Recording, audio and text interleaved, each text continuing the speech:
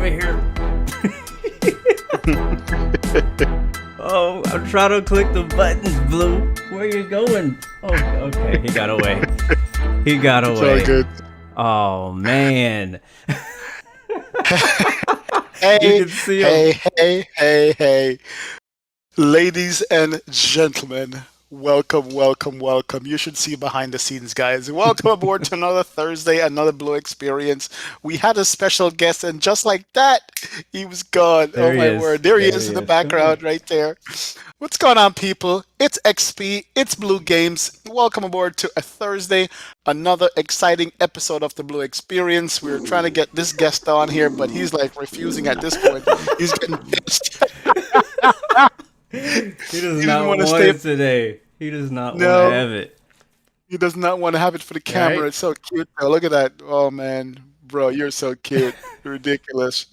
Blue, what's going on, man? Welcome to the show. What's going on, brother? Yes. What's going on, my friends? Oh, oh man. Welcome back to the Blu-XPerience, and we are here with the original Blue. Okay, you can go now. You can There you go. You can go. Yep. Let's go sit down somewhere. That was our I special know. guest today, but he ditched on us. So it's just us, man. Stage fright. Man, he doesn't want to deal with what's about to come today, man. That's what it is. He doesn't want to face the music. His first name is Micro and his last name is Soft.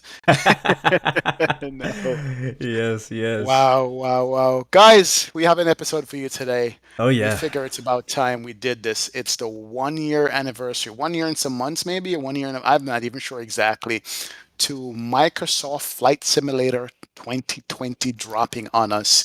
I remember it clear as yesterday when they dropped the first intro trailer. Oh And yeah. we were like, oh my word, what is about to go down in the flight sim community? And here we are, Here we 1 year are. later. So we I have to do this recap and see where we are. I remember just a bit quick flashback, and I'm curious of Mm-hmm. how you felt and people in the community how they felt. But I remember I was actually in the hotel, the final night of the hotel at Flight Sim Expo in Orlando in 2019, and as Flight Sim Expo was winding down, the E3 conference, I think it was the E3 conference, was just kicking off. And on the first day, I believe, Microsoft Flight Simulator and the Microsoft team of Sobo announced that first trailer. Oh man, I remember freaking the heck out, man. It was nuts, man. And I remember making a reaction video to it, stuff like that, and and so on. And but yeah, so now leading up to a whole year and some probably a month or so after the release, of it actually coming out, which actually makes it 2 years ago, because 2 years ago was when we first discovered it was gonna happen. And we started getting excited and the hype started to build up. But then a year ago, we actually got our hands on it on the PC version. And so now a year from that time and 2 years from the original look of it, it's like, man, are we disappointed? Are we satisfied? I know the answers to a lot of these questions already, but you know what I'm saying? Like, that's kind of what today's episode's about, is what is Microsoft Flight Simulator today? How are we feeling about it today? How are we feeling about the future of it? And how are we feeling about what we've gotten in the last 365 plus days? Yep, absolutely, man. I remember being awestruck at the cinematic of it with the birds flying, Oh man. with the airplane over the water, and I was like, no way they're going to be able to do this. They can't deliver on this. Are you kidding me? And here we are to discuss it and see what we actually got based on what we've seen.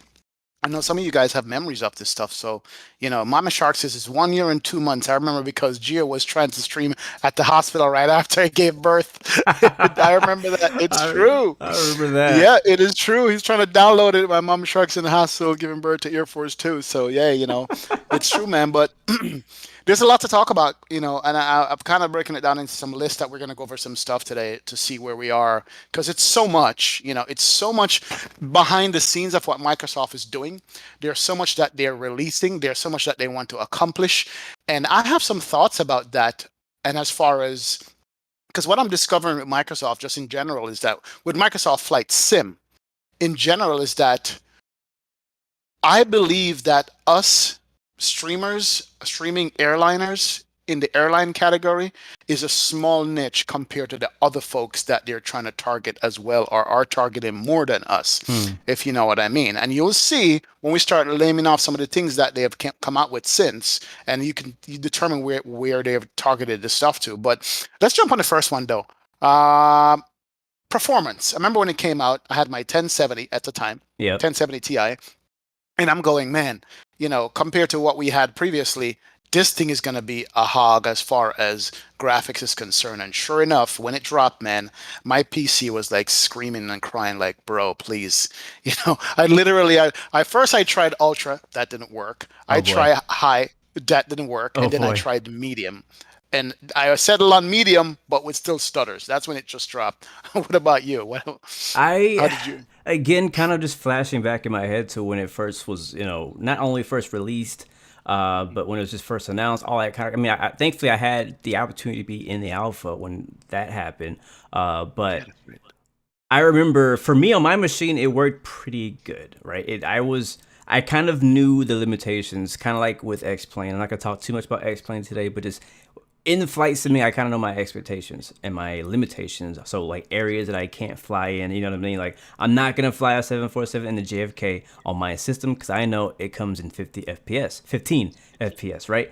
And so, but that's how it was when it first came out. But it was just kind of like chugging along. I got a lot of feedback from people in the community saying that they could not handle it. Like their system couldn't manage it. Like some people could actually run X-Plane 11 better than they could run Microsoft Flight Simulator, which was actually surprising to me because I thought that with Microsoft Flight Simulator coming out, that it was going to basically be the answer to all of our problems, right? That was kind of the picture. Not that they were particularly trying to paint for us, but I guess the expectation that the community kind of had of Microsoft Flight Simulator. We had our disappointments, our hurdles we were trying to jump over for our current flight sims like P3D and X-Plane, and we were hoping that when Microsoft came out that it would kind of fix all those things. And performance was a big thing. We were like, all right, well, this is going to come out on a console at some point in the future too. And in order to work on a console, it's going to have to be optimized really well, right? So I'm thinking, my first thought was like, man, this is going to run like amazing on my system. But again, I still had some of the same limitations. I wasn't running very high frames. I think I was running on like medium or high on my 1080 Ti, which is pretty good, but still some people just weren't able to handle it. But right now, since Sim Update 5, I know I doubled my FPS. So over a year later, now they've come out with the actual console release and the update that really boosts our performance. Doubled my FPS on Sim Update 5. Sim Update 6 just came out. Haven't personally got a chance to run it yet, but I'm hearing so far, I'm curious to know if you got a chance to test it, but I'm hearing so far that it also didn't double, wasn't as dramatic as Sim Update 5, but it did actually help on performance a little bit.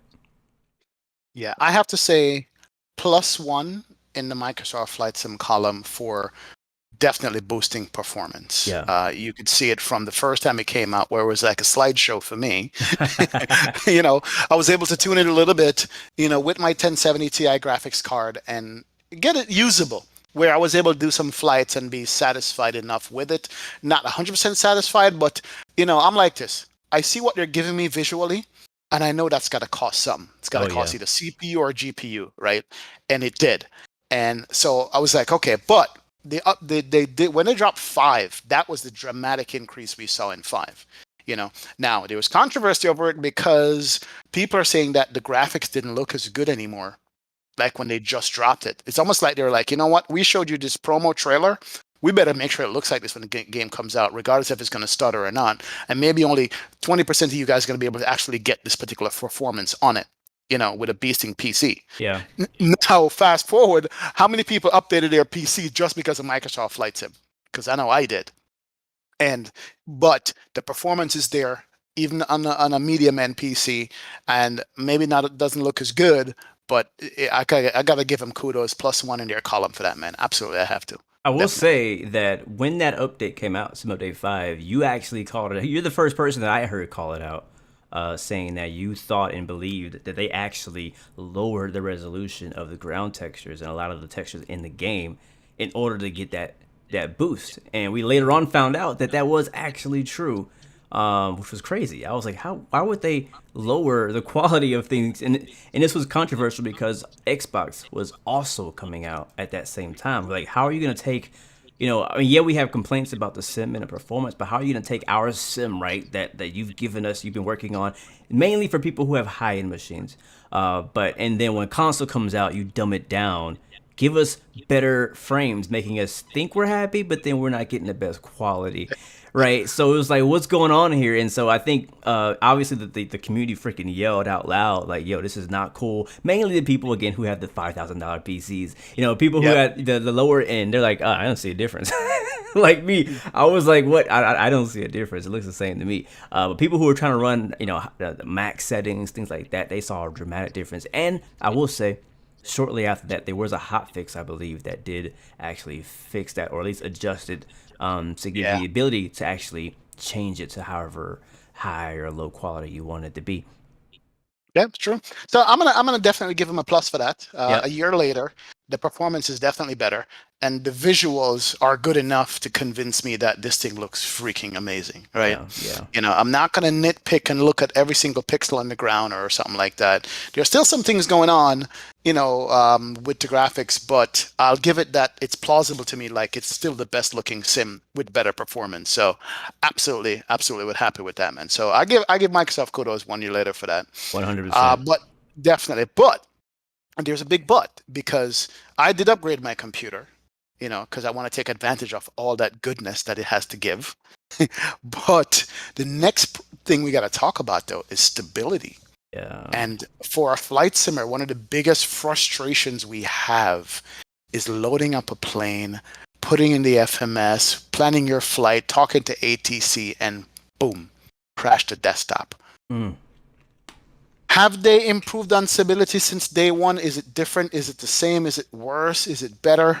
What are your thoughts on that, man? What are your thoughts on that stability of this thing? Stability was a nightmare in the beginning. I was personally surprised how horrible it was. I think that, yeah, I give it a plus there again for today. I think stability is a lot better. There are still some crashes to desktop here and there. Personally, I think crash to desktop versus successful flight for me is like probably I don't know, 2 out of 10 loads, maybe something like that, Right. which is pretty infrequent versus back a year ago. I was probably getting maybe 4 out of 10 loads. It's like maybe even 5. I wouldn't say half the time, but pretty close.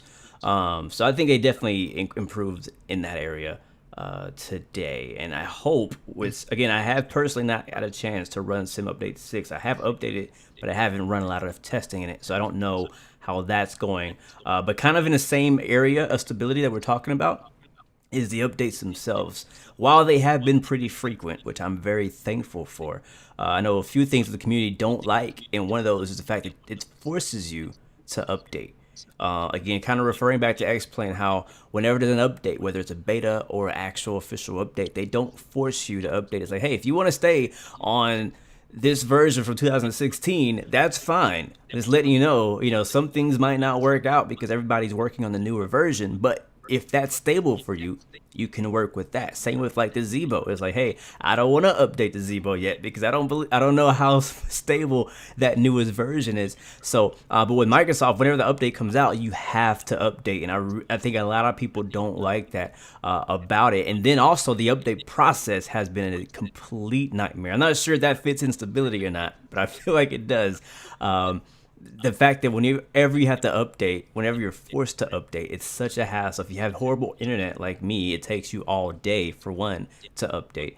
If you make any mistake here or there, you might have to completely delete and reinstall your whole sim, or you may get crashes. You never know. You have to delete all your community folder. You know what I mean? It's just kind of a hassle. And so on that form of stability, I think it's definitely still like a minus, like way down on the rating scale for me as far as stability. But when it comes to in-game stability and just that, not talking about the updates, upgrades, and things like that, I think they've made a huge leap forward, making it much better today versus last year.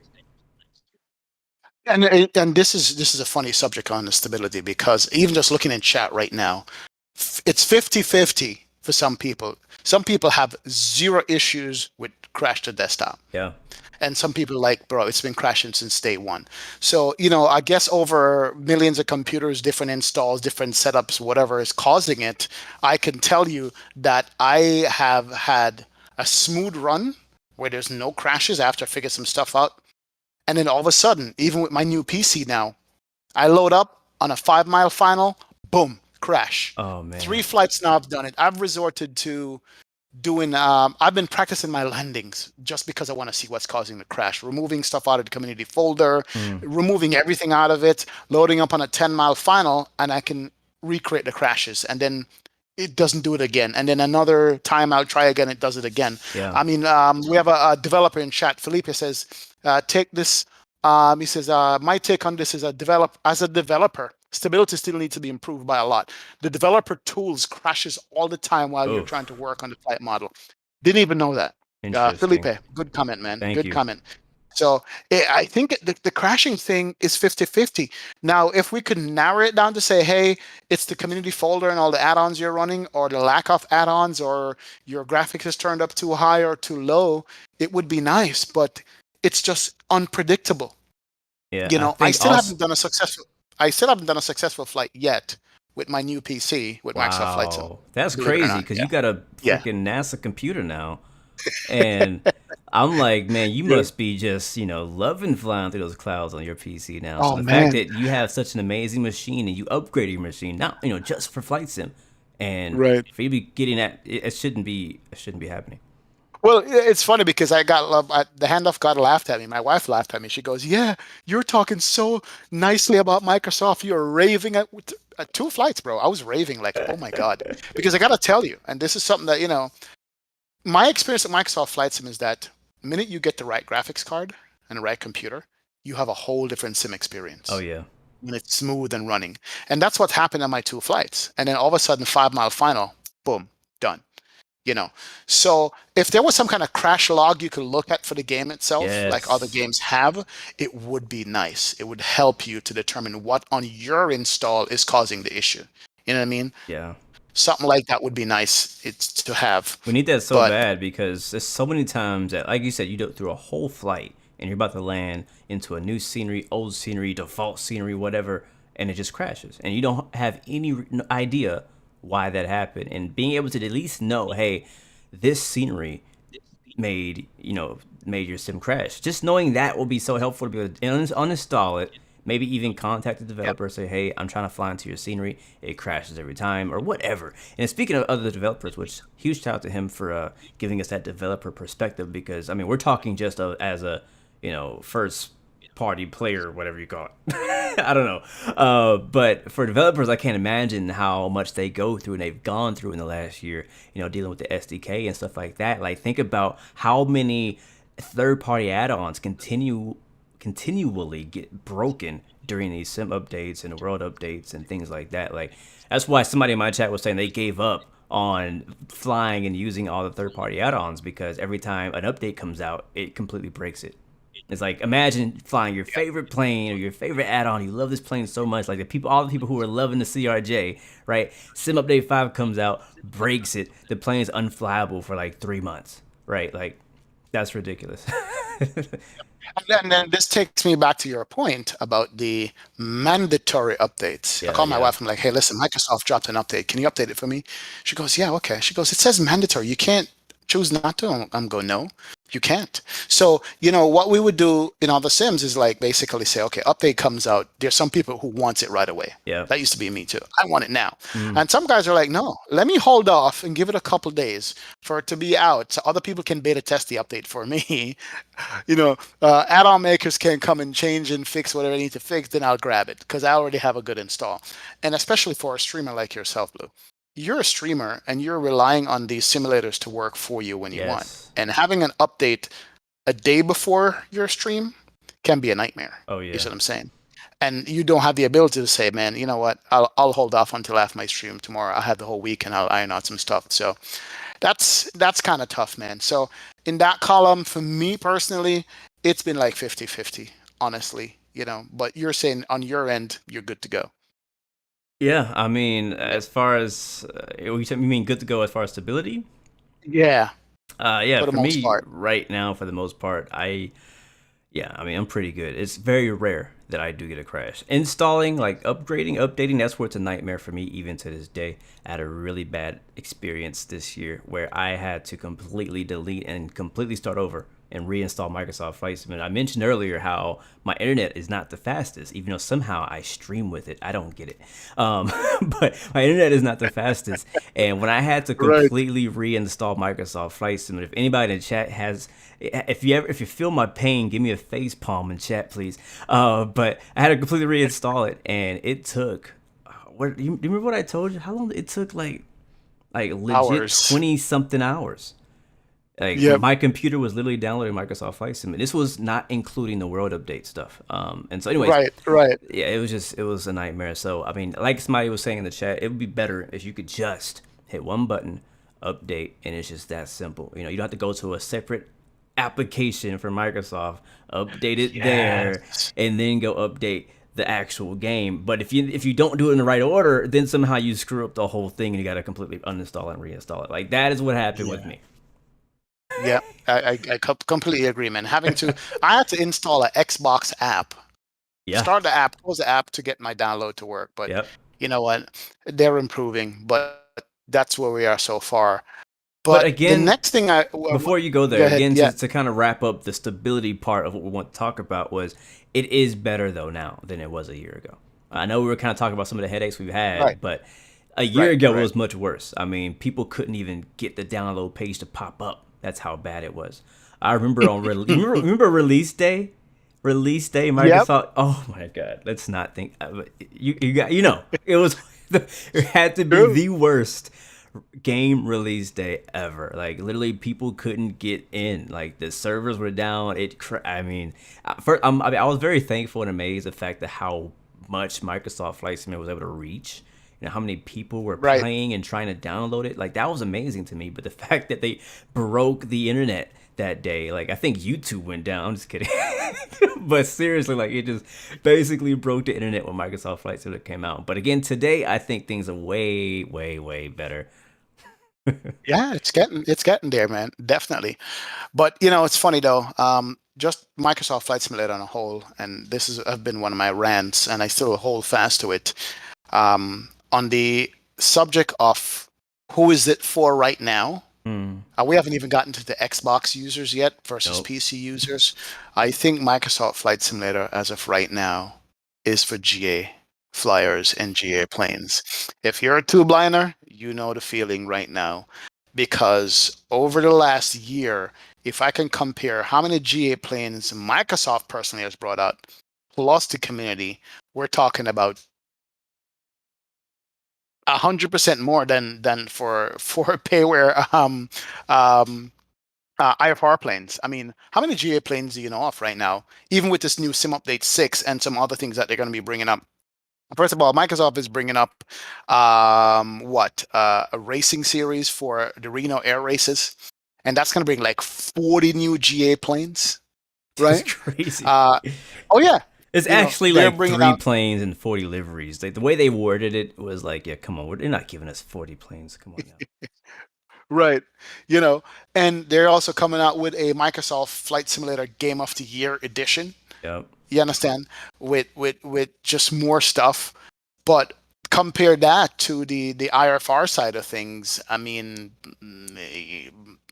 CRJ, and many in the pipeline.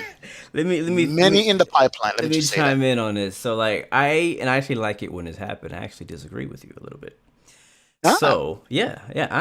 I actually disagree with you a little bit on this. So most people say it's a GA sim, it's a game. And I understand why you believe that, why you think that, why you think it's only GA VFR, not IFR. And the reason why you say that most likely is because right now, as we're speaking, there's more fun to be had GA than there is IFR, right? Right. But here's my thing. I think the reason we think that is because the potential of IFR has not been reached yet. Like this, saying that the sim was made for GA, and I get it because it's beautiful, it's visual, you can fly there, you can do VFR, all that stuff. There's more of GA planes. Why is there more GA planes? Because it's easier to make a GA plane than to make a IFR plane. Even the IFR GA planes have not been made yet, really. Like there's a few GA planes with a tiny bit of IFR functionality, you know, in the GNS and mainly the default stuff. But we have the G1000 mod that's come out now by Working Title that's made it a lot better, giving the GA planes the IFR capability. We just need similar thing for IFR, which Fly-by-Wire has been giving us on one plane, right? Because they have the expertise, they have the team, they've been getting the resources and the backing to do that one plane. We haven't been getting that in other places. Now, to kind of wind up my topic is the PMD G737, the Quality Wing 787, all these big planes, these IFR airliner tube liners that everybody wants. The reason we don't have them yet is because of the SDK. The SDK from release has supported GA planes in more basic, simple functionality, right?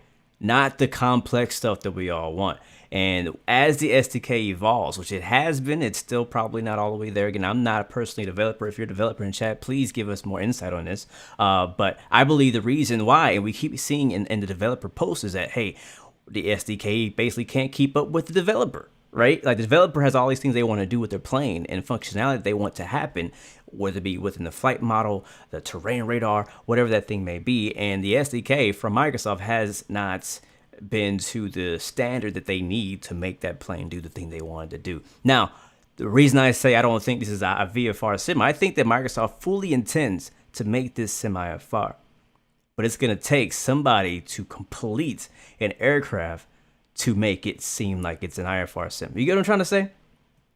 No, I fully understand. I think it probably comes down to expectations that were set, maybe in my head, right? Because when we saw the preview, we saw all the GA planes were like, oh man, this is pretty. And then we saw an A320. Yep. And we saw a 747 and we saw a 787. We're like, yes, I'm spending the top dollar. I'm getting all of this right here from the jump. Only to realize that a year later, we literally fly none of those three planes in the actual default state. Yeah. At all. It's almost like there's no joy in flying it. And yeah, if that's coming from a hardcore IFR person who wants the A320 mod, who wants the Heavy Division mod, who wants the Salty 7 simulation because it just puts more into the plane. It's almost like a GA plane is easier to make. You're absolutely right. And you could just jump in and fly. But when you're looking at a big tube liner, you don't want to jump in and fly. I mean, some people do. Well, let's think about this too. Think about this too. X-Plane, for specifically X-Plane. I don't know much about P3, but specifically X-Plane, what is the ratio of GA planes to IFR planes in X-Plane?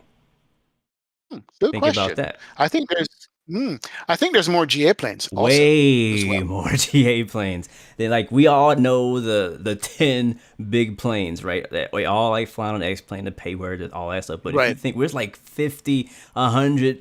Like GA, they're not all amazing, but they're all there's a lot, and they're still even coming out to this day. Cirrus, King Airs, Cessnas of all types and brands, right? If you go into X-Plane store, whatever, there's tons of GA planes. You go to the airliner page, there's like one page full, right? And that's kind of like what Microsoft, I feel like once it gets to that point where airliners can actually live in the environment, it's going to be similar. We're going to have like 10, hopefully at least, 10 quality airliners and then like 1 million GA planes. Here's a philosophical question. Do you think for the flight simming community, there are more GA users than airliner users, or is it the opposite? What do you think? I'm actually going to even put a poll in chat for that. For the flight sim community, I don't think it'd be fair, honestly, in your chat to put, because everybody's going to vote airliner, because your channel is all about airliners. But I'm just curious to know, as for the ecosystem on a whole, I feel like there are just more GA people out there. I really do. Even though we have all this airliner streams and people come in and they love it, but is it more GA stuff? I don't know. To be honest with you, I don't know either. I many times I feel like when it comes to the flight sim community, not including the real world aviation community, I feel like yes, airliners have a slight edge, right? Because it's kind of like the thing that you want to fly, but most likely won't ever get a chance to fly. It's more unreachable. Therefore, more people want to watch it, more people want to see it, more people want to try it, and more people want to simulate it. So I personally think that airliners is a little bit higher than GA, but I don't think it's like a blowout. I think it's more like maybe 60-40, right? That's what I think. In favor of airliners. That's what I believe. Interesting. I mean, I guess it's probably the same for all platforms then. But because okay, this is the reason why I'm saying this, right? If that's the case, and you have people who want to fly airliners more, why wouldn't Microsoft make sure or come out with? It's easy to come out with GA stuff. Put it that way. You got to get your product out. You want it out, but make a concerted effort to say, you know what, I want to make it easier for IFR developers to come in and drop their stuff in here. You know what? Or easier, I don't know. That's my question. I think you just answered the question right there. I think the reason why, Right. and I've seen a few people in the chat saying they think it's because Subbo just doesn't care, or Microsoft just doesn't care. I personally, again, I'm not like trying to back Microsoft, but I just don't agree. Like, I feel like they do care. I just think that they don't know how, and it's hard. Right? Like the average person, the average developer, it doesn't matter how much you know about aviation. You don't know the ins and outs of these airliners, right? This is stuff that you can only ever learn if you go into get a rating, right, for a 777 or a 73, right? And a typical person at Asobo or Microsoft is not going to know that. So I'm sure they're trying to figure out, like PMDG, for example, who is this an expert on Boeing aircraft? And they know everything there is to know about all the little systems, how to do this, how to do that. Well, I can imagine them coming up to Asobo like, hey, I need the this to do that and equal that. And they're like, well, what's that? You know what I'm saying? Because, yeah, we know a lot of their team went and got like private pilot license to kind of more understand how to make certain things in the sim, but they're not Boeing pilots. None of them are Boeing pilots. None of them are Airbus pilots. They don't really, they got a partnership with Airbus to drop the Airbus as default, but they don't really know that plane. And so I feel like one of the reasons why, again, GA has been so concentrated is because, for one, they understand it better. It's a smaller scale of flight model and avionics and things like that. But when it comes to airliners, there's so many little intricacies within the systems, within the flight model, within the way things work on services and whatnot, that it's just more difficult. And I feel like the reason why we have more GA planes, again, is because I'm not saying it's easy. I'm not ever going to say it's easy to make. I can't make a plane for to save my life on any sim. But I think that it's just less difficult to make a GA plane at the current state of the sim than it is to make a airliner. If not, we would have had the PMDG 737 last year. If not, we would have had all these IFR planes last year. Now we're waiting to 2022. So here's a voice in chat, Mr. Two-Tone Murphy. Two-Tone, what's going on, man? Welcome to the stream. He says, I think GA is better suited to attract new sim pilots, and then they might go for the commercial stuff. With Microsoft Flight Sim, it should be able to offer folks 3 to 4 high-fidelity airliners within the next 6 months. I am hoping so, Two-Tone. I'm actually hoping that within the next 3 to 4 months, man, we get those airliners to calm people like me down. You know what I'm saying? I was actually, I got true. somebody in chat actually saying that GA is actually more demanding than flying airliners. And as a pilot, it's actually more demanding to fly GA than to fly like IFR or an airliner. Do you agree? Right. I feel like I don't. What do you think? I think the workload. I was saying to somebody earlier. I think the workload between GA and IFR is like this. GA, you literally jump in, you do a few things, and you get started, and you take off, and you go. But then you're basically hand flying it the entire time, and do navigation if you're not using any kind of GPS stuff. With airliner, once you program up everything properly and you take off, hit the autopilot button, you could literally read chat the entire time and not pay attention to the airplane, and it will fly you 6 hours. Yep. So I think the workload is different at different phases of flight. You understand? Yep. Real world wise, GA was very demanding on me when I did my introductory flight because there's so much going on. I didn't have an autopilot. You know what I mean? I don't know. So I think just the workload is in different places. And I think maybe not GA versus IFR, but VFR versus IFR.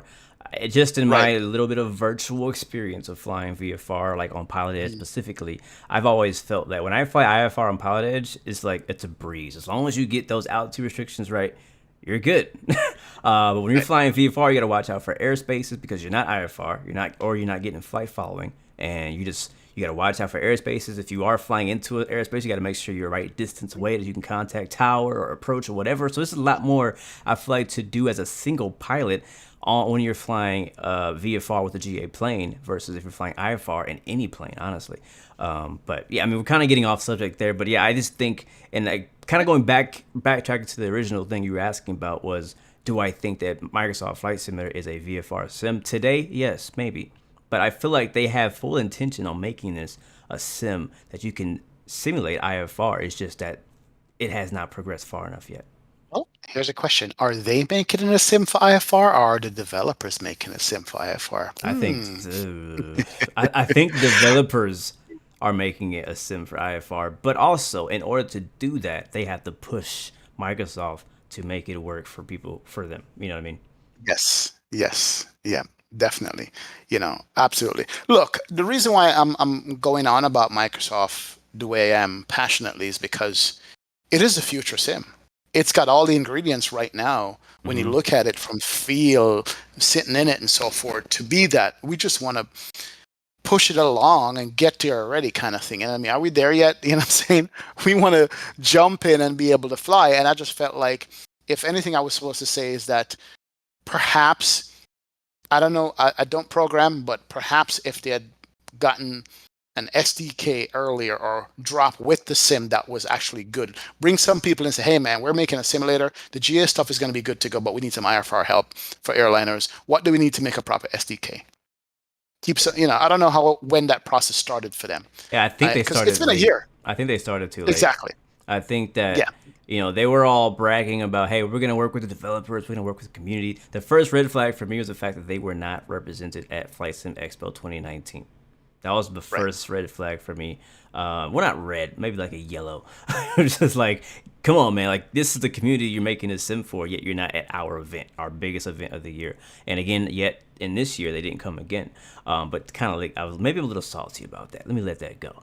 But but I think they started too late. I know they were like, all right, developers, contact us. We can help you and we can develop the SDK. And again, when the sim came out by default, GA was much better. The IFR stuff was just trash. I mean, again, today we were not flying any of those planes because even after all these updates, it's just not to our standard, right? Like, yeah, they've tried to fix the autopilot and the oscillations and nose and all kind of things like that, but it's just not to our standard of a plane we want to fly in our flight sim. Even people who are brand new to flight sim, who don't even know what they're missing, are like, this is better. Yep. It's true. If I was supposed to just jump in the simulator now and pick it up with an Xbox and have all these Cessnas and all these GA planes to fly around, I'd be like, what are you guys talking about? This stuff is good already. Look how pretty it is. I see my house, But because you're more seasoned in it and you want the complexity, that's probably the only reason why I'm going on and on about that. But speaking of IFR planes, man, it's been a year. Yep. We have only one IFR plane out. How many more planes are we expecting? Hopefully within the next few months. What are we looking at, list-wise? Let me correct you. One airliner out. Yeah, that's true. You can fly all GA planes IFR. I was going to. True. Somebody in chat will be like, "What does he mean IFR plane?" Cessna's an IFR plane. Yeah. But yes, one. Oh, is it one? Is it just one? Well, the CRJ. Yeah, the CRJ. Yeah. We have one like airliner-ish plane that came out from Aerosoft, and the next one they're coming out was a Twin Otter for some reason. No one know why they decided to do that, but we're gonna leave that alone. Yeah, man. I mean, here's the thing. I think it was before Microsoft came out. PMDG was like, yeah, we got stuff coming. Quality Wings early on. Yeah, we got stuff coming. And they really hyped this up, making us think we're going to get something in the year 2020. This was last year. Even GSX, the freaking ground handling thing, which I was really looking forward to. I was like, man, when I got into the sim and saw how trash the ground handling was, I was like, we definitely need these guys. And they have been just silent on the radio since then. Haven't heard nothing from those guys. But yeah, we need it. That's the thing. Go ahead. V1 Sim here says, amen, Blue. I said that at the very beginning and people roasted the heck out of me for it. Why the heck not have one or two people at the expo? That's what V1 says. Yeah, man. In the chat. It's true. Absolutely true, man. Absolutely true. That would have pay the homage to you, show some respect, and just say, "Hey, don't worry, we got you. We're seeing what's going on here." The thing that And so bothered forth, man. me, and I'm gonna let it go for now for this episode, is the fact that they were a week before in the United States at Reno Air Races Right. in Nevada, I think in Nevada. So which is not very Now we far. know why. Now we know why they're at Reno Air Race, because they are releasing Reno Air Race Yeah. So as an add-on package. That's going to cost anywhere between $20 and $40 I thought it was for the 60. extra airplanes, or 20 and 60. I There's like don't. a small package, and there's two packages. You can get one or two. I was listening to today, talking about it. A couple of comments in chat. They were saying Microsoft needs to communicate with developers like PMDG about sim updates, because if Microsoft won't add, all the pay-quality airlines will stay broken. Because I know PMDG was developing, Yeah. they had the major update, set them back a little bit, Yeah. but I think they overcome it already. Same You know, thing happened I with would. Phoenix. There you go. Even though we Same thing haven't got happened a with chance to Phoenix. touch these planes are already being broken behind the scenes while being developed, which is Right, crazy. right. So do we need to get? I mean, look, when other simulators update, they do break planes too. So Yeah. we got to be fair. Yeah. Not just Microsoft that does that. But considering that we have, we need to get these major planes out because we like them. At what level do you go? You know what? We're not touching the stuff that's already working. Or if we're going to do it, let's at least give it out to the developers, the big developers that are coming out. Let them get a hold of it first, to see what changes are. Yeah. I know other simulators do that. It would be nice. It would be nice to show, but I was just saying before, we have the PMDG 7.3, seen pictures of it. Beautiful Yeah. plane. Beautiful plane. Phoenix A320, Beautiful. beautiful plane. There's another developer making a 220, which I saw an engine shot off, which is great. Yeah, I saw that. We saw that one. What else do we have on the horizon for it? 787 from Quality Wings. Do we know that for a fact? Did they We make a know statement? Have we seen that pictures of it? they did post. I don't know if they posted pictures. I don't remember. I remember making a Mhm. video about it. I don't remember how much details I had, but I know that they did make a statement saying they were working on it for Microsoft Flight Simulator. Right. I got you. Felipe, who's a developer, says documentation on the SDK still lacks a lot. The overall flight sim development is used to self-learning and trial and error. Problem is that it takes time to do that. So that's why these planes are so delayed coming out, because you're making it as you go, or making it up as you go along, or learning the stuff, which is crazy, man. But look, the future is bright, I think, on that aspect. I will rant and rave about what should have been or could have been, but I think that the future is bright. And the future is bright because the airplane add-on makers are having issues. But have you seen the scenery developers? How are they doing, in your Scenery opinion? developers have. There's been a few. There's been probably, I would say personally, and this is no offense to all the rest of the scenery developers, because there's a ton of you out there. But I Right. feel like as far as game-changing people who are really pushing the limitations of the sim, there's like 5 of them. I'm talking about using all the things that Microsoft has to offer. I can't honestly think off the top of my head right now. Like, I'm talking about people walking around in the terminal, animations that you haven't seen before. I mean, just next level 3D modeling, things like that, and features that they've really been taking advantage of the new Microsoft possibilities, right? We don't really know what all they can do. I know that I've personally tried to dip into making some scenery just for fun, not payware, but just like some free stuff. And coming from X-Plane, a huge learning curve for developers to figure out. It ain't no joke in that SDK, man.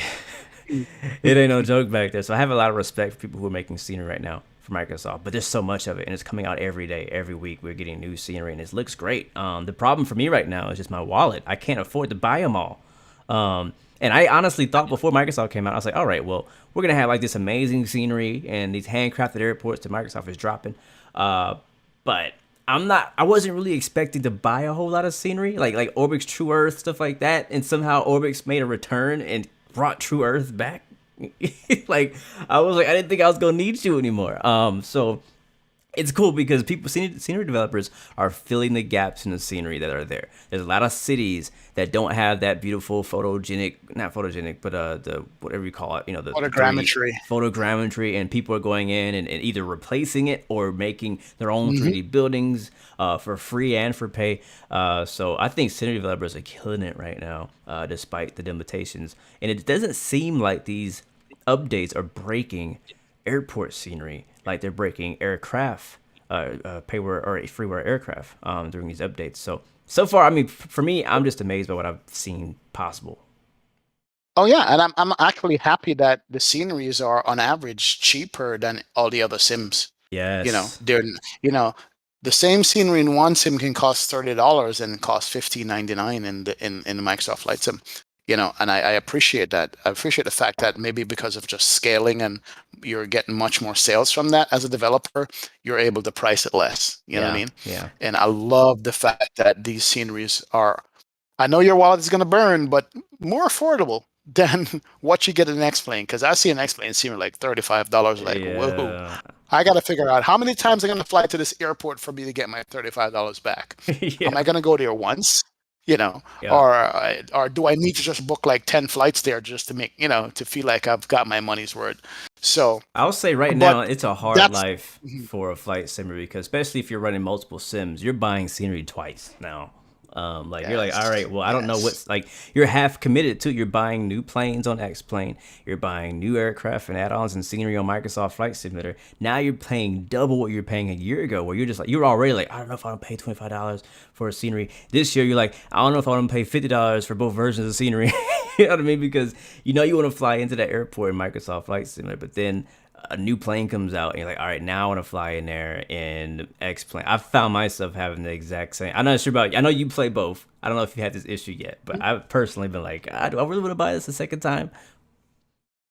Yeah, it's true. I think I get confused now to say, what, didn't I own that already? Oh Yes. yeah, you did own it. It's not in Microsoft. You owned it in X-Plane, bro. Absolutely. You know, uh, so what I also love about the sceneries from Microsoft, there's a couple of apps. I mean, a lot of people buy it directly from Microsoft itself. I don't. I buy my sceneries from the different vendors, but there's an app called Contrails that I've been using, Yes. Love it. and it has about 6 or 7 or 8 developers in it, and it's just basically automatic updates and automatic downloads into your community folder. It's so beautiful to have. Yeah. With X-Plane, you gotta drag it from here to there. You gotta have all the libraries to go along with it, bro. Yeah, Yeah. I So this stream is not sponsored at all by Contrail, but I want to say you need to get Contrail if you're playing Microsoft Flight Sim. I wish Contrail had X-Plane scenery on it. Honestly, yeah, man. the way they it's True. if you have the Orbix direct downloader thing, it's very similar to that. But they kind of promote more developers more. Orbix is just now bringing in partners and stuff like that, which is cool. It has Right. the map on there. But Contra does a very similar idea, but I feel like it takes it to like the next step, right? It has like almost all the developers you probably used to seeing for scenery, and you could, again, like you said, even if you bought it on a different website, it would be like, all right, have you bought this before? All right, just put in your activation code. We'll add it to our system. You don't re-download it. You just have it in your system. So now, whenever that thing updates, because most of us don't keep up with scenery updates. I know I don't. They're like, oh, I'm like, what? Yep. Atlanta updated again? You know what I mean? So it's like Contrail will tell you, hey, this is updated. Would you like to update it? And boom, it updates it, drops it right into your community folder. You have to go searching for it. Look, it's just super convenient. So again, not an advertisement. I don't know those people. I know I've tried it out and I love it personally. Yeah, I absolutely love that, man. Because when I got the new computer and start loading up everything again, found it so much easier to load up in Microsoft with all the sceneries that I had before versus X-Plane. I'm like all over the place, download one by one, drag it and dropping, make sure I have this, make sure I have that, double folders. Just man, it's been a mess. I haven't even done half the stuff I used to have before. So, Oh yeah. but Another one I but that said, love. Sorry, I didn't mean to cut you off. Another one I no, like go ahead. is FlightSim.to, which is, Oh oh my yeah. god, it's like the best thing ever created for flight simming. Like, I can't, I mean, That is the repository, man. bro, Yes. it started out as just like a place to download stuff, and then they came out with the whole map feature. We can see a map of all the scenery of the whole world. Click on it, goes right to the link, and you can download it.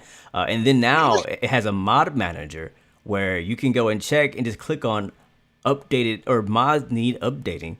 Click on that, and you can Hold see on. a whole list that shows all your planes or sceneries that's been updated, and you can update them. Like it's just, man. I'm bringing that up now. I didn't know about Did you its not mod know that? manager. No, here it is. Hold on. Did you not know that? Wow. Look at Yes. this. No Bro. way, man. Game changer, bro. Absolutely. Freaking game Beautiful. changer. Look at this. I'm scrolling through it right now. So Got I a mod think, manager. I Uh-huh. think, because a big issue with Xbox, we haven't talked much about Xbox or console today, but a big issue Right. with Xbox is the fact that there is zero, not even 0.1, but like zero mod support. It might even be negative, but it's Right. like zero mod support at all, which is a big letdown for people who are playing on Xbox because they're seeing our streams. We're flying with these really cool liveries on our planes. We're downloading free scenery and free mods for driving Mercedes around airports and stuff like that. You know what I mean? Freaking Jetpack Man, stuff like that. And they can't get that on Xbox unless it's in the marketplace. And the only thing that's in the marketplace right now is payware stuff, right? Yeah. And Yeah. it used to be one freeware, which was the fly by wire, but they've taken that down A320, since. yeah. But Yep. so the reason I bring it up is because if they could somehow like bring Flight Sims TO into the marketplace, right, and support mods on all systems, that I mean, I don't know if that's possible. Maybe I'm dreaming too big. I say that a lot of times because I do dream too big, but I'm not. I'm not gonna Dreaming. apologize. But still, seriously, like if you could bring in Flight Sim TO into Microsoft natively, that would be the gateway we need that people have been asking for. Right. Absolutely. I agree. But talk about gateways and talk about sceneries and stuff. Let me ask you this question. Is it me, or for all these sceneries, there's at least 3 times as much sceneries done for Europe than for the United States? Yes. Why is that? From Yes. chat, I want to know. I think most of my audience is in the US. I have a lot of some European audience as well, and Australian stuff. I But I think want to Europe know is asleep right now, so we might not get much representation why. over there. Yeah, why is it that there's so much more European sceneries than USA sceneries? Is it because there's more countries in Europe, and everybody from those individual countries want their sceneries, and the US is just one country with different states? But I'm searching for, other than Miami, JFK, Denver, and LA, I can't think of any other US scenery that's like, well, there's Fort Lauderdale too. You know what I mean? Yeah. I somehow feel like I need more sceneries in the US, man. Of Now, course, there's San Diego, but it's a handful. yeah, as a person who lives in the U.S. and obviously you would like to see Mhm. more U.S. scenery, there is definitely a lack of U.S. scenery, and that's from freeware, payware, and even the sceneries that Microsoft has been coming out with. Like Microsoft has been releasing sceneries. They just announced that in the Gold Edition, I think that's what you call it, the Gold Edition that's coming out in November, that they're dropping like 5 new sceneries in Europe again. Like it's like half of them are like Germany. I'm like, why? If you're gonna Yeah. drop more handcrafted scenery that's free for us, like, at least give us some scenery that's like, in places of the world that don't have it already, right? Because Europe is so overpopulated, and this is the reason why I personally believe. I really want to know what people think in the chat too. But I think, and actually I know, I'm very confident that I know the reason why there's more scenery in Europe is because the flight sim community worldwide is bigger in Europe. That's what my chat's saying. My chat is saying the exact same thing. There's just more developers in Europe, Yeah, more simmers in Europe. yeah. Yeah, That's the majority that's is that, in Europe. right. So it's not just me, you know. Shout out to Vertical Sim. Hopefully, we were going to have him on here soon. He's doing a lot of little US sceneries that we wouldn't get if it wasn't for him in Microsoft. and that's a good thing. But yeah, man. So guys, here you go. If you're in chat, you're watching the stream later on. If you want to get into a business that make you some cash, get into developing seniors for the USA, man. And somebody in chat says there's no seniors for Canada. Period. Ooh, Canada has no pair with scenery. is that Oh my true? God. Yeah.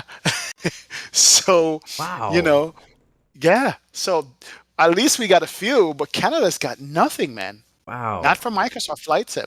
So if Wow. anybody in here with skills in the chat, you want to make some money, here you Seriously, there go. is a Get into the huge game, gap in the you know. market right now that we're pointing out. And if you're watching this show, you're getting the end right now. We need Canada's scenery. Just hit all the major airports. I think there is one for Vancouver. I believe there is a scenery for Vancouver. But Wow. outside of that, that's probably it. That's Vancouver, right, right. Probably hit Toronto. I don't think there's a Toronto one. That's one of the big ones. Montreal, that's a big one. And then for the U.S., there is a Chicago, there is a LAX, there is a JFK. But I think JFK and LAX are part of the actual base game, so I believe those have already been kind of taken. But they're not horrible, but obviously it could always be better. But yeah, just start looking around the U.S. and Canada and North America as a whole, and even Brazil. You guys don't realize this, but Brazil has a huge flight sim following that has been untapped. Yep. I found it. Not to say I'm tapping into it. I'm just saying I recognize it when doing. Hey, you wanna? There you are. I recognize it back when I was doing a mobile flight simming because it's just they kind of match up, right? European Right. is most popular, obviously, and then there's like Brazil where it's like a ton of people, but not a lot of like developers over there. Obviously the U.S. and in Canada, but yeah, just take advantage of that developers on the scenery side. I'm telling you, if you drop a Charlotte, if you drop a DFW, Houston, what else we got that's big in the U.S. Las Vegas already came out, which is a great scenery by Fly Tampa. Um, Reno, Look, I person you I know. personally will buy almost every scenery in the United States just to Yeah, be able to same. fly. If you notice, I'm going to the same destinations over and over again in Microsoft. You know what I mean? Latin VFR has Fort Lauderdale, Latin VFR has San Diego, Latin VFR has San Juan, Latin VFR has Puerto Plata, I want to say in the Dominican Republic. So there's some Caribbean scenery. Yeah, You know what I mean? So, we just need more, man. We just need more in the US, man. This part of it. Australia's got quite a few too for yeah. Sydney, Honestly, I feel like Australia is Brisbane, better for the Gold Coast. Australia is better Yep, represented than Canada it's and true, man. Mexico put together, and probably even better Right. represented than the U.S. To be honest with you, because Yep. they got all eh, the good. They got Sydney, Perth, Melbourne, Brisbane, all these places, man. Yep. Tyler says Nimbus is supposed to be working on Charlotte, Dulles, and JFK. Oh, that'd So, be nice. I guess it's just taking longer. I don't know if there's bigger airports here or whatever. It's just taking forever. That's my thing. I think There's a it's market for again, it. it's just not as many American developers as there are European. And a lot, what happens is like Latin VFR. I don't know where they're from, but they're probably not from the U.S. But a lot of the people who are making U.S. scenery are not from here, right? They're European. They recognize the fact that there's no scenery for all these major places in the U.S. Like, hey, let me take advantage of that. Maybe I know somebody who could take some reference photos for me. Maybe I got flight benefits and I can fly down there somehow. They just take advantage of it. I'm not saying that if you're European, you shouldn't do it. Because I believe you do a good Right. job as well. But I just, I feel like if that's like your home airport and you really love that city, you're not just making an airport for the fact that you're gonna make some money on it. You're gonna put a little bit more love on it. Yeah, I'm waiting for Boston, man. Boston Boston, of we all need places. Boston so We bad need a Boston, man. because Boston is a major place I fly to an X plane. And when you do multi sim flying and you're like part of a virtual airline, for example, and maybe you want to fly in on X plane and fly out on Microsoft, but you got great scenery on X plane, you got crappy scenery on Microsoft. You're like, well, dang, now I gotta go somewhere else. But yeah, Right. we Right. need Boston bad. Whoever True. drops Boston is gonna make bank. Yep. True. Somebody saying Flight Beam Student has IAD, Phoenix, and Denver. I have Phoenix. Denver, and I don't have They Phoenix. have a Really? Is there a Phoenix. Phoenix? I I gotta have take a look at Denver. that. That would be nice. I have Yep. Denver. IAD is Yep. amazing. Honestly, that's one of my favorite sceneries. DCA from Drizwiki is freaking really good too. Uh, so yeah, but yeah, we can Lightbeam Studios. Let me do some. I gotta do some buying after the stream is over, man. possibly. I did not know there was a You know, fix. it's true. I did not know that either. So, Yeah. lack of scenery is even the same for train sim, says Weapons Factory. Yeah, Weapons don't get Factory, me what's going started on, on man? that one. Don't get me started on It's that true, one. man. It's not the place. But Oh yes, I agree man. with you, Weapon Factory. Right. Yeah, 100%. Well, let's address this. You brought it up earlier. Xbox, Microsoft Flight Sim, 1 year later. How long did Xbox drop now? About what, 4 months ago? Yeah, something like that. 3 months ago? Any kind of reverberations from Xbox dropping on us here, PC people, that you can think of? Anything at all? Honestly, a whole Xbox thing has quieted down a lot since it released. It came out with Sim Update 5, was super hype about it. People got it on Xbox. But my question is, anybody in chat, do you have an Xbox Series X or S, downloaded Microsoft Flight Simulator, and found yourself going back to PC? That's what I want to know. Yeah. Yeah. Same thing for my chat. Any Xbox users in here who also has a PC? Because at one point I thought that, I'd describe an Xbox and see, for $500, is that what an Xbox costs? Because I'm not even sure I anymore. don't know, something You like just that. play around. Any Xbox users in chat who use Microsoft Flight Sim that prefer it over the PC because of simplicity of use or anything like that? You know what I mean? Yeah. I would love to know. I Even, would I love mean, to think know about what hardware. they We are. still have not yet got that hardware. I mean, I know it's only been a few months after the Xbox release, but I mean, we know we heard of Velocity 1 from Turtle Beach, which again, if you didn't know, I don't know if anything's changed since Flight Sim Expo. They told me in person saying that they want to have it out before the holidays. So we should Right. be very close to that if you want to get the Turtle Beach one. But Honeycomb has also responded with a Xbox compatible version, which I don't know if that's out or when it comes out. And obviously Thrustmaster is coming out Right. with a Xbox compatible device as well too. So it's going to be definitely be interesting for Xbox users in the coming months, being able to get their hands on some actual equipment that they can use for Xbox. And I wonder if that's going to make any difference. Is the mods a make or break? For me personally, mods would have been a break for me if I didn't have a PC, right? Sorry, if I did have a PC, which I do. If I didn't have a PC, probably to this day, months after that release, I would still be playing it personally. I know that. Oh, Power Set basically said it sucks. Power Set, Mr. 777, what's going on, sir? Mr. 777X is in the chat, but he said it sucks. He goes, yeah, it's basic. You get nothing. Like we're used to FlightSim.to, as you mentioned earlier. With Xbox, you just get GA planes and you're good to go. Have a nice day. You know what I mean? Nothing wrong with GA planes, don't get me wrong, but you don't have the options to upgrade. I was just curious to see, what it is, because it's an entryway to get it, as Two-Tone Murphy said earlier. It's an entryway to get into the simulator. Yeah. Then decide, hey, you know what? I need a better experience. I need to get the experience that these guys have here. Let me go over to a PC and get it done. I have Xbox Series X, play it on my 70-inch 4K TV. That's a good reason to have an Xbox. Play it on your big Oh, screen yeah. TV in your living room. Never thought about that. Oh yeah. I have somebody saying that they've never had one crash with Microsoft Flight Simulator on a Series X. You use a HOTAS and a mouse, have the same functionality on your PC. So wow. Wow. That's definitely a mix. Interesting. It's about cost. Definitely a mix on that. And again, think about it like this: if you don't have anything, right? And we're obviously looking at this from a perspective of we have a PC, we have a running, working simulator. 2, we have X-Plane and Microsoft Flight Sim. So if Microsoft doesn't work for us one day, we have an option. We have a plan B. We could rock X-Plane. A lot of people have a plan B for P3D, right? But some people out there don't have anything or didn't have anything. They bought an Xbox specifically to play Microsoft Flight Simulator, and that is their only sim. That is not only their only sim, but the cheapest way they can get into flight simming as well. Because if you want to get the same quality, we talked about this before in past episodes, you want to get the same quality, you're going to have to pay a lot more money to get Microsoft Flight Simulator to the scale that you want it. That's true. A fraction off the price. I mean, I know. I just bought a PC and I could have gotten 4 Xboxes with that. Seriously, I definitely could have gotten 4 Xboxes with it. When you say it like that, Jesus. It is true, man. And all you bought was a graphics card.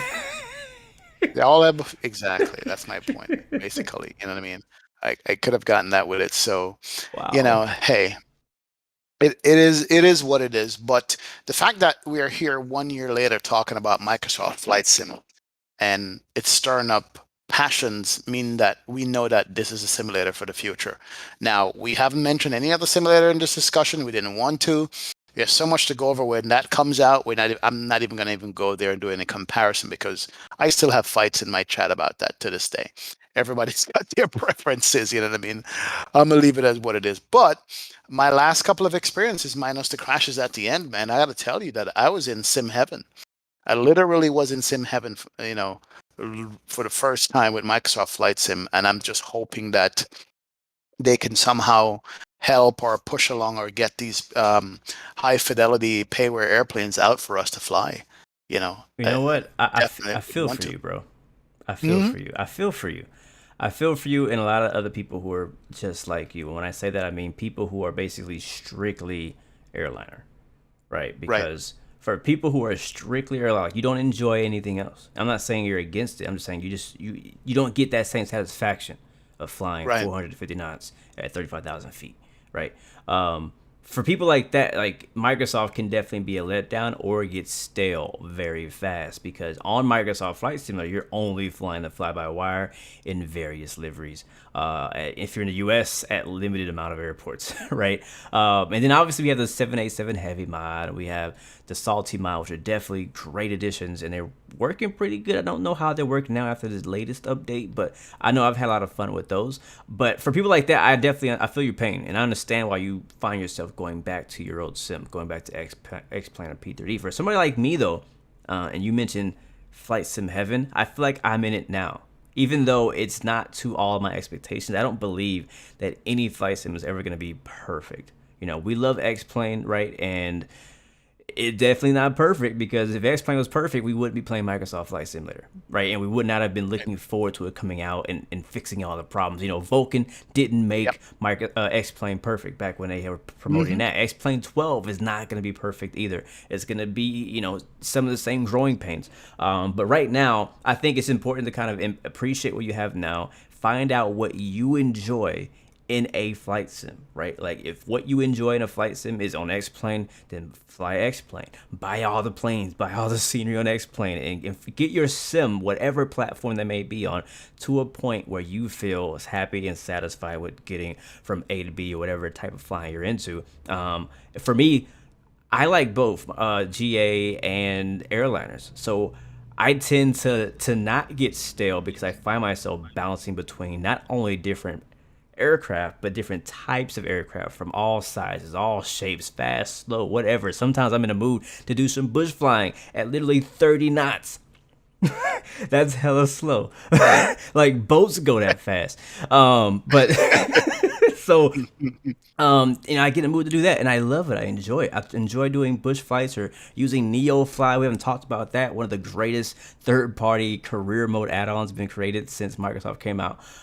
So being able to use that and do firefighting, deliver passengers. We didn't talk about helicopters either. Helicopters is something we still have not gotten support for in Microsoft, and they're talking about it's not going to happen until 2022, and yet we got amazing people in our community who have found a way to make multiple helicopters work in the sim. But yeah, as a person like me who loves all different types of aviation, helicopters, GA, high wing, low wing, rotor wing, and airliners as well, I find myself well-rounded and enjoying all the content available right now. But obviously, I still yearn for more. I still want more. I still want to be able to fly that 737 realistically on Microsoft Flight Simulator, the 777. But I know I'm not going to get that right now, right? We're waiting. We're getting impatient. But if I want to fly a Zevo 7 or a 737 quality 737, I go back to X-Plane because, like I said, my X-Plane right now is at a point where I enjoy it. I like it. I might have to turn my settings down a little bit, but it's okay. I have it to a point where I enjoy flying the planes that I have. So I am very picky when it comes to buying new ones because I already have a setup that I enjoy. And on Microsoft, I have a decent setup that I enjoy as well. I got scenery. I know the planes that I can fly that I'm going to enjoy. I know the planes to not fly because they're going to break. You know what I mean? The 747. You know what I'm saying? So I think that's kind of like, I guess to kind of wrap up that thought that I had was just to kind of fly what you enjoy. And if Microsoft doesn't have the IFR capability you want, go to your other sim. True. We got the choices. You're absolutely right, man. We do have that choice. He says, yesterday I drew for the classic 733 in X-Plane. Had a wonderful time, man. It was like beautiful. Yeah. The only thing, the weather was reloading on me like crazy, but other than Oh, that, man, it was like a perfect flight start to finish. So I love that. But tomorrow, I did update to Sim Update 6. mm, I have been doing some final approach testing on it. I probably had 2 crashes out of 10. Removed some stuff out of my community folder. So tomorrow, I am going to be flying that 787 in Microsoft. I'm going sweet. to be flying that tomorrow, and so I got my fingers crossed. I have my route already set. I'm going to do Atlanta to Miami. So I've done some 10-mile approaches into Miami. Haven't had a crash yet. So Nice. fingers crossed, man, because the smoothness of it now, the smoothness of the sim itself, the look, the feel, the no weather reload, just gets me every time. You know what I mean? It's just beautiful. So I'm hoping to complete my first flight with this new rig that I have tomorrow on it and give it a shot. So I gotta say, yeah, I mean, all in all, 1 year later, it is headed in the right direction. Hmm. Painfully slow for me, but that's just me. I'm Yeah, impatient. XP I don't like want what low I and want. slow, and Microsoft been updating low and slow. Slow, exactly. So the 1 year for me for Microsoft Flight Sim, it's coming along. And I think what has helped me is that I did temper my expectations from the first cinematics that I saw. I've yet to see those birds, by the way. Bro, That remember the conversation we had? Yep. Me, you, HD, now known as Phoenix J Aviation, Right. Geo. We talked before release, and I was like, "Guys, you guys like ganged up on me?" Because I think of the group, I was one of the only. It was me and one other guy were the only ones who were Right. like in alpha. I can say this now because I'm not under a freaking embargo. But back then we were the only ones who had access to the alpha or the beta. Actually, I had both. And you were like, "All right, tell us the truth. Is it good?" Like I remember you guys ganged up on me on this group phone call. This is before the Blu-XPerience, and I was like, "So what's your honest thoughts?" And I was like, "All right." I was like, "What did I say?" I said, "Mind your expectations." True, you did. Yes, That you was the did. main You thing did I say said. that. Mind your expectations because it's a great sim, but that depends on how high your expectations are. Yep. You did say that. And You even absolutely did still say that. today, I believe the same thing. If you're thinking about getting into Microsoft, maybe you've been kind of watching the scene, hanging out on FSX. You're hanging out on P3D, hanging on the X plane. You're like, you know what? I don't think it's ready. I don't think it's ready. Well, if you do decide to get into it, just mind your expectations because what you see in people's live streams, what you see in the trailers, may not be what you're expecting, right? And I still, even to this day, still believe that Microsoft Flight Simulator is in beta. Hmm. I can't disagree. I can't disagree with that. Yeah. Not at all. I mean, I hate to say it, but it is in beta for a game that's been sold on multiple platforms and they're actually doing add-ons to it already. It's still in beta. It feels like a beta. You know what I mean? So, Would we think any we're just gonna have to differently? bear with it. Would we think Hmm. any differently if Microsoft came out and released the product we're playing now as an early access, public early access game? It's very popular, like on Steam, for example, for a game to come out and put early access on it, right? Part of it's marketing, part of it's to try to raise more funds to continue to develop the game. But it's basically to a point where, like, hey, well, people can enjoy this version, but there's a lot more that I want to do to it. So, like, what if Microsoft would have been like, hey, it's good. It works, but it's not what the community is expecting, which they wouldn't know that because they didn't know that. But let's just release it as Microsoft Flight Simulator early access until 2022. Would we look at it Yeah, any differently than we look at it now? I would because it's early access. Like, yeah, once you put that label on it, it is early access. I would still go get it. I would still spend my money. I would still buy it, but at least I know, you know what, this is something that they're flushing out. They're ironing it out. So I'll cut them some slack on there. The thing But about early as a, access is Mhm. that when you come out with that 1.0 version, that release version, there needs to be a dramatic like change or it has to get better dramatically. Kind of like again, like I feel like Sim Update 5 was similar to coming out of early access because of how good the performance was. It really made things a lot better in a lot of areas of the game. Um, it was bumpy still. That update was bumpy. It broke a lot of stuff, but at the same time, it just felt like as far as all the updates we've gotten, is the most significant update we got was Sim Update 5. Right. Yep, it was. It actually changed the stutters went away, and you were able to enjoy the game more. At least on my end of it, because with my graphics card at the time, it's like, yeah, I could see this. This is nice, man. So um, it would have, but I guess I don't know how. This is the first game I've had where it's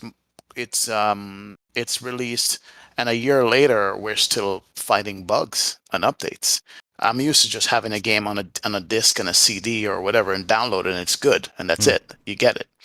But I guess a world simulator is that much more complicated to where you just can't have everything you want all at once. Yeah, Perhaps. I have You know what I mean? one more question. On another angle of this Microsoft 1 year later, what do you think about Microsoft Flight Simulator as a streamer 1 year later? Ah, good question. Huh. Huh. I had a streak there where it was just doing its thing, and I literally ran Microsoft for like a whole week, no explain, right? Just Microsoft. Now, what got to me after a while, it was basically the same plane. Hmm. It was the A320 mod, and as good as it is for a freeware mod, I was like, I need something else. I need variety, Yeah. right? So that's take number one. It just doesn't have the variety to hold me more than four streams back to back to back The until I go, variety, I need something else. airliner wise. Airliner wise, right? And that's just from my perspective. Right. I know Two Tone Murphy has his GA streams, and he's got a whole bunch of guys flying with him, Yep. and Yep. they can do so many different destinations, so many different airplanes to choose from, and it's great for him. So, and he's a streamer, and that works, and that's awesome. You know what I mean? But for me, the variety isn't there. I used to be a little bit iffy about the stability of it. There's also a period there where the stability was completely fine. No had any issues at all. I can complete a flight from A to B. I think this was after Sim Update 5 came out. It was Mm. it was just smooth sailing. But then I did a whole reinstall, and all of a sudden the stability is not there for me anymore, which I just got to check a whole bunch of stuff and see. So as a streamer, it's 50-50. You go back to that old pair of what jeans or something that it's broken in already. The knees worn out, whatever. It doesn't look as crisp and new, but it's comfortable, right? With Microsoft, it's the new shoes you get that you kind of have to break it in a little bit for it to like get comfortable in. You know what I mean? And it's Yeah. still not there yet. So I wish I would look honestly. I probably would be playing Microsoft Flight Simulator more if I had maybe 2 or 3 planes that I can just trust and jump in. I Yeah. probably would be because it's so visually stunning. It's so beautiful. You know You know what I what's mean? what's So, crazy is that in the last year, like when not flying Microsoft Flight Simulator, I have literally mainly majority only flown 2 planes on X-Plane, and that is Zebo 737 and like the Tolus 19 or 21. Like it's like the 2 planes. So think about like if you had a Boeing on Microsoft Flight Simulator to be that other alternate, then maybe you could spend more time on the platform because you have at least one more plane that you can fly, over and over and yeah. over and over, especially if it's a good quality. So I agree. And another kind of thing to continue that question for the angle of Microsoft Flight Simulator as a streamer, what about the community and even the numbers? Like, I mean, it was crazy, right, when it first came out. Like, how was that comparing to today? Mm. Just repeat that question one more time. Think about my Basically, answer. numbers wise, how is streaming Mm. Microsoft Flight Simulator today versus when it came out? Oh, I mean, it absolutely makes a huge difference. When Microsoft came out, the numbers like doubled and tripled. Like, you have to admit that as a streamer, it brought so much more people to the community. It brought so much more people watching live streams and want to be a part of it. But a funny thing happened, though. You want to hear the funny Oh thing? yeah. There was a period when we streamed Microsoft Flight Sim so much and we had the audience so much, we were afraid to go back to X-Plane because we were afraid that the audience is going to go back to like two, you know? Yeah, But everybody stuck around and yeah, everybody was interested in seeing, hey man, what plane is that? Where can I get that? Is that Microsoft? It's not? Okay, what is it? What is X-Plane? What is, whatever. And they stuck around because yeah, now these are true aviation people. They yeah, kind of overlook what sim you're flying and just looked at at the plane you were flying and see if this plane was interesting or not. yeah, So that's what happened. The numbers yeah, went up, but people stayed because it was flying, period. It yeah. was flying in general. I think So that, yeah, and I'm not taking this on me or even on you, but I think flight simmers, people who are streaming flight sim and not just Microsoft Flight Sim, I think that we converted the new people into flight simmers and not just right. Microsoft Flight Simulator fans, right? Because a lot of people first jumped on because they were curious to see, all right, what is this thing that Microsoft and Xbox are promoting? What is this thing, right? And then, like you said, when there came a point where you're like streaming Microsoft so much, you're like, well, I'm trying to ride this wave, right? Because it's a trend, right? And you want to take advantage of that trend as a content creator, but at what point can you switch to the old dog?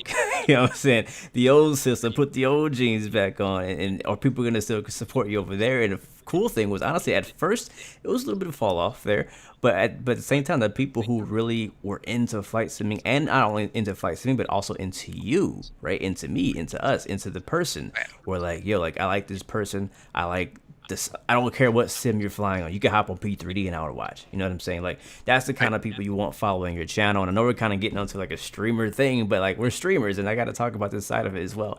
But kind of to answer the questions, well, I agree. Back when Microsoft Flight Sim came out, there's a massive just global trend. It didn't matter how big or small your channel was, you were getting affected by the fact that so many more people were interested in this hobby. And so we all saw whether you're doing live streams or you're putting out videos, you saw a big wave in it. And then after the hype died down, it obviously dropped down. But some people were obviously able to stay a bit higher than others, stuff like that. But just how any trend goes. Similar thing happened when Xbox dropped. It wasn't Right. as big as a wave as when it first came out, but it was kind of like it was pretty high there too. So it's very interesting watching those trends and waves and seeing how that happens for streamer and internet and stuff like that. It's just really interesting to watch. So I definitely felt it as well, and I ended up. I think one of the reasons why I went back to X-Plane was because I just got fed up. Like it came a point where Microsoft was, I don't know what update it was. It was I probably remember every watching your update. stream. It was just there was just so many times I was like, man, I remember doing a long haul. I think it was Oh probably yeah, my I watched it. And your it's frames kept dropping and dropping and dropping and dropping yes. till it just paused on you and that was it. Yes, So, it just you know, came down to the fact that it became so unstable and unpredictable that I couldn't take it. So I'm going back to X-Plane, and I yeah. wasn't like I was permanently going back, but I was like I'm gonna mix in a lot more X-Plane than I was before. People are still gonna enjoy the flight simming, and the crazy thing too as well was the fact that not only I'm not saying that I did this. I'm saying that the community did this. All the streamers started to go back to X-Plane. I remember somebody asking me, I was either in a comment or something one day, like, hey, so why are all the streamers going back to X-Plane? I was like, Well, th- well, this will tie it over. There's a comment in chat. Doctor on board made a very interesting comment, and I actually want to read it. go ahead. He goes, if you talk about variety in Microsoft Flight Sim, he said Microsoft Flight Sim now has the 787 Heavy Division mod, the CRJ, the Salty 747, the A330, the DC-6, and soon PMDG. Doctor on board, that's a very interesting comment, and let me pick it up and say this. It brings this question. When you have a good working 747 in another simulator, do you prefer to provide a half working one in Microsoft Flight Sim or go back to the one that's fully working? Same thing with the 78, same thing with the A330. If you have already good working A330, or let's say you have the PMDG 737 in P3D, for instance, but Microsoft Flight Sim has one that's barely working. Do you prefer to fly the one in Microsoft that's barely working because it's prettier in that sim, or do you prefer the one that's fully functional? You see what I'm saying? Yeah, So it's like when you have a choice between planes and there's one that's already working in another sim, and you have the new sim that looks better, but the plane is half working, I do find myself kind of cringing at the new sim for some reason. Mm. You understand? Like I love the 787 heavy division mod because it made the default plane functional. But when I go into overhead and I click ground power and all the ground power lights up and there's three separate switches, it's like, okay, it reminds me that we're not there yet. You know what I mean? Yeah. When I go to the air conditioning panel and all those switches are already selected and I can't click them, so you're kind of taking away my immersion Yeah, I was about from to what say, I'm looking for. it's an You know what I immersion mean? breaker.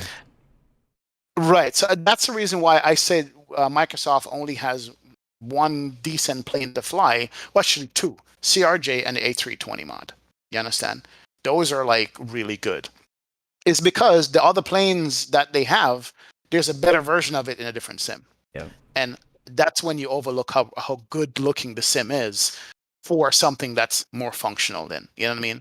That's the only thing I would comment on that. Until you Go get in ahead. the air and you're cruising and all you can do is look at that bird. Man, when I flew that True. Right. A330 Neo, that thing ain't worth for crap. Right. But when I got to cruise, Right. I was just like in awe. I was just, it was just so good. I was like, as long as this plane will stay on the autopilot and I ain't got to touch you, and I could just look at you, I'm having a good time. But yeah, I agree. It's whenever, and again, it kind of comes because we have this history from another sim, right? And we got to remember there's some people out there who don't have a history with another sim. Like they don't know that the air conditioning panel is something you should have to click on, right?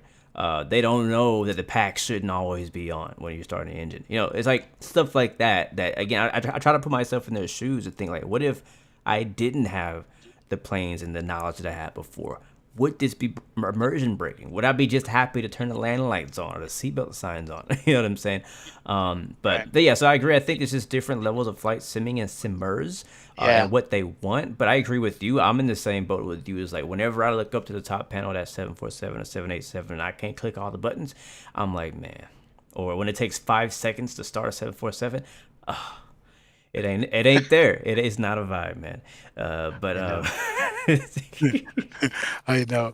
Look, but I'll tell you though, one thing that I love with Microsoft Flight Sim, bro, and once I got used to it, the drone cam, and once I bought an Xbox controller, I find myself searching for a drone cam in other sims and it just doesn't work, man. The drone cam in Microsoft Flight Sim is one of the best things for cinematic, my friend. And you know that. Because I hated I saw you do it first. I hated it when I first back in alpha. I Really? hated that camera. That was my first complaint about Microsoft Flight Simulator was a camera, because all I wanted was a camera that worked just like X-Plane and X camera. That's what I wanted because that's what I was used to. And then I found like this forum post that said, "Hey, use a controller for your drone camera," and had all the mappings like listed. I was like, all right, let me copy this to my notes. So I had a PlayStation controller at the time, so I manually mapped all the buttons to my PlayStation controller, and which took forever. It was not fun, but it was definitely worth it, because after that day I was able to get those beautiful cinematic shots you see in the trailers, and it was a game changer. Later on, as you can see, I got an Xbox controller, so a lot of these things are already mapped by default, so I don't have to actually do anything extra to it. But yeah, it's that drone camera. Once you know how to use it, it is the whole game. Well, is it only streamers who use a drone cam, or like everybody who just regularly flies use it when you're outside a plane? That's a good question. Yeah. I really don't know. Is it only us for cinematic shots, or does it? What do you guys do? Do you guys use the drone cam at all in Microsoft Flight Sim when you guys play? In chat, let me know. Let me see if you guys use the drone cam at all. I'm curious now. Because for us, in an opening shot or a flyby shot or whatever shot you want, the drone cam is just legit, man. Yeah, I wish X-Plane would implement that. If I didn't have a drone camera, like if my drone camera for some reason doesn't work, I'm not using the camera at all. I'm gonna be in the cockpit the whole time. I'm not gonna use it. So yeah, I like it a lot. Wow. What are they saying? I hear you. Yeah, they use it. And they use a drone cam. They use it a lot. Wow. All loving, admiring our birds. Yep. There you go. Microsoft brought me in, and I found X-Plane after. Okay, cool. You can use nice, John. the drone camera without a controller. You can use the numpad and stuff. You just gotta learn. Yeah, I used to do that, and It's a pain. It's a huge difference.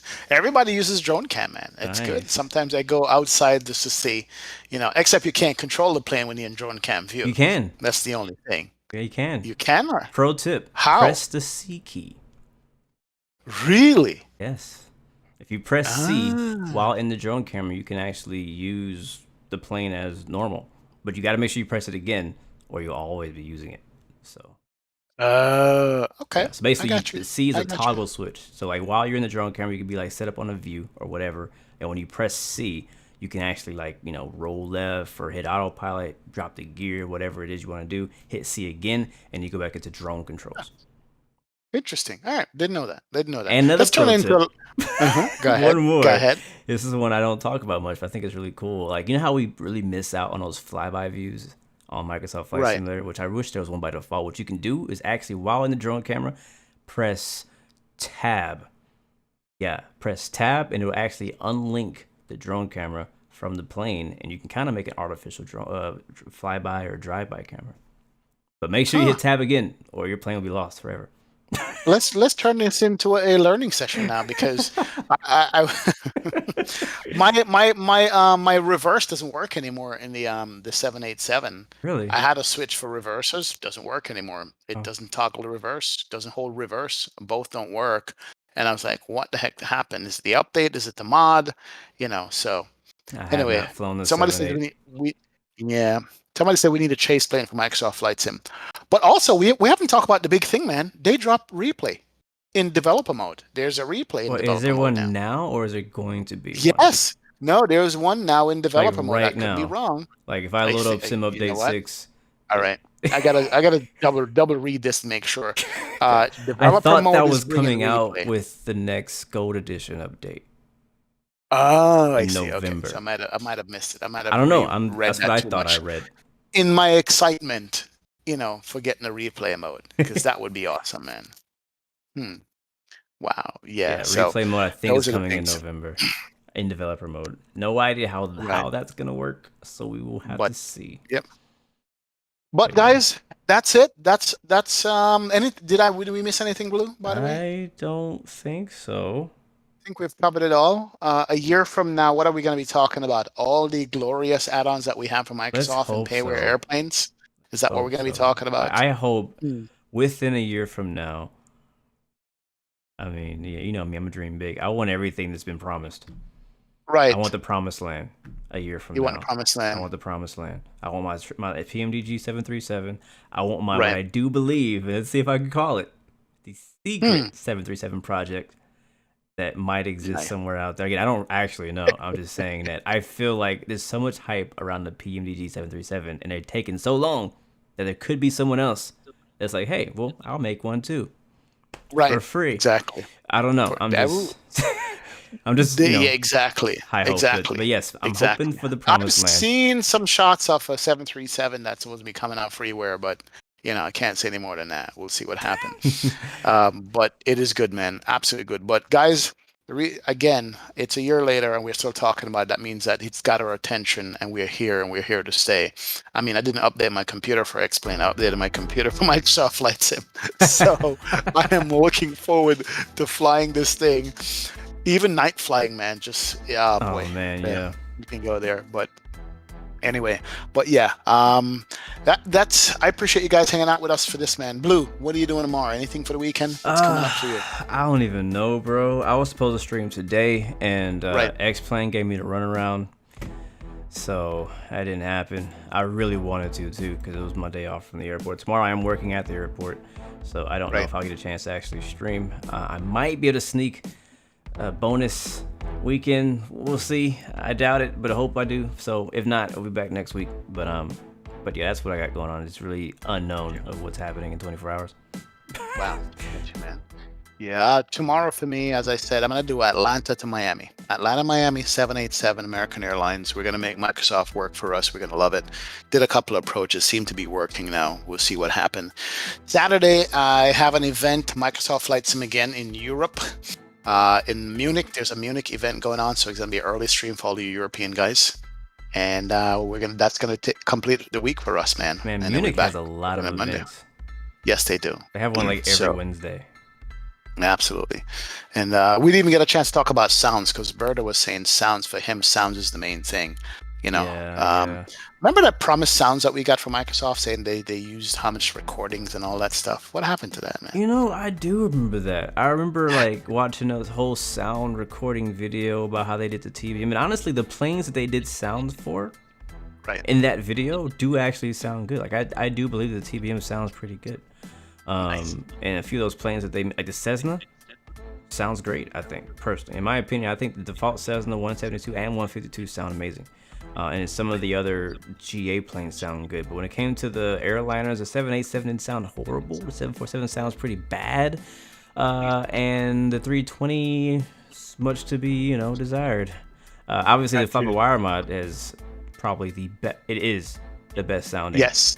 A320 Yes, it is. Ever made in the Yes, flight it sim, is. ever. I think I even heard somebody else, another streamer, mention that too, because I now personally work around A320 Neo specifically, and that thing sounds exactly like it when you do the engine start. And I complimented the developer. I was like, man, I don't know how you recorded this, but you definitely captured the essence of what a A320 Neo sounds like. Right. Gotcha, man. Wow, it does sound good. I love that howling engine sound. You know what I mean? I don't know how they did that. One thing that is actually missing though, and I noticed it recently working at the airport, is when the engine starts. I don't know if this happens on the Neo. I gotta listen again tomorrow. But in the CEO version of the engine, I'm not sure if it's the IAE or the CFM. I don't know. But right when it ignites, there's a like you can actually hear it. You can actually hear the igniter go boom, and then it goes boom. I just noticed it last week, and I was like, wow, I've actually never noticed. That's like me at work playing with a gas thing and a lighter. Yes. You literally hear it ignite, and if you're close enough to that engine, you hear it. You won't hear it from the cabin. You only hear it outside. But on the outside. Gotcha. Anyway, I don't go too much in that. I've talked about sound for hours, man. Well, I know, man. You got the best job in the world, brother. Oh, I love it. Man. I love it. Definitely. Check out the Instagram story if you want to see more of my life adventures. Exactly. Ladies and gentlemen, we're not going to keep you guys any longer. Thank you so much for hanging out with Blue NXP on the Blu-XPerience. We are actually so happy to bring you guys this stuff every Thursday. We have some lineup coming up of some guests coming up that you guys are going to want to hear from, and we just can't wait for them to come. But it's believe me, but we're behind the scenes. We're working on some stuff for you guys, man. And thank you so much for hanging out. Can I say two more things about the 320?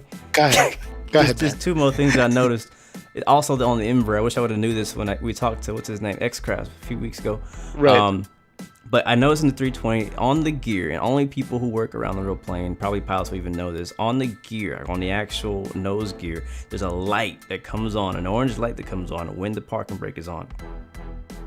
Really? And it turns off. So you can off. signal to the ground crew so you don't break the pin. So it kind of so the people on the ground know if that parking brake is set based on if that light is on or not. And the same thing happens in the Embraer E175, I think. It's a different color light, but similar. I noticed it the other day. And last thing is on the 320, not the Neo.